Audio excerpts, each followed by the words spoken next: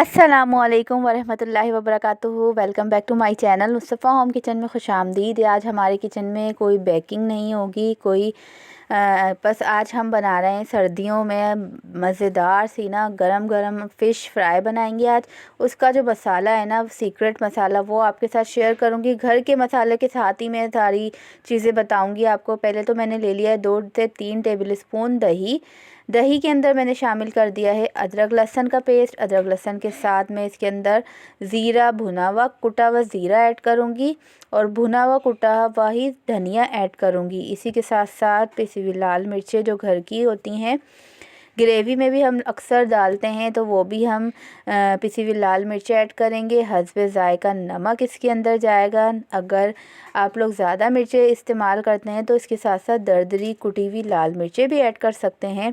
बहुत ही इजी सा मसाला है। अगर आपको थोड़ा सा खटास इसके अंदर चाहिए, ये धनिया मैंने डाला है कुटा हुआ, खटास के लिए आप इसके अंदर लेते हैं और इमली का पेस्ट भी ऐड कर सकते हैं।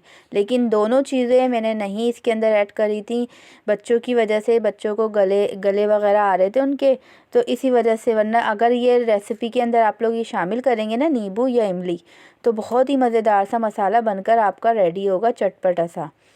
यहाँ पर मैं क्या करूँगी, थोड़ी सी ना इसमें अजवाइन ऐड कर दूँगी। अजवाइन जो है ना बहुत अच्छी लगती है इसके मसाले में, फ़िश के मसाले में। फ़िश जो थी ना, मैंने इसके अंदर कोटिंग कर लूँगी और इसको मैरिनेट करके ना रख दूँगी।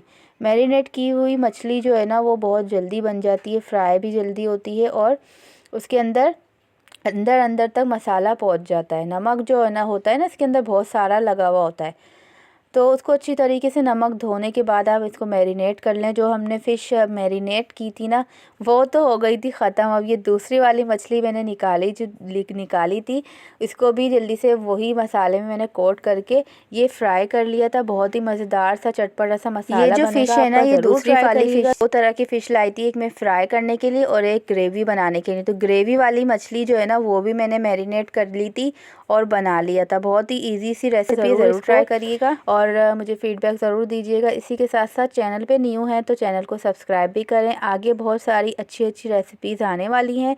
तो इसी के साथ साथ मुझे दीजिए इजाज़त। मिलते हैं नेक्स्ट वीडियो में। जब तक के लिए अपने और अपने घर वालों का बहुत सारा ख्याल रखें, दुआओं में याद रखें। अल्लाह हाफिज़।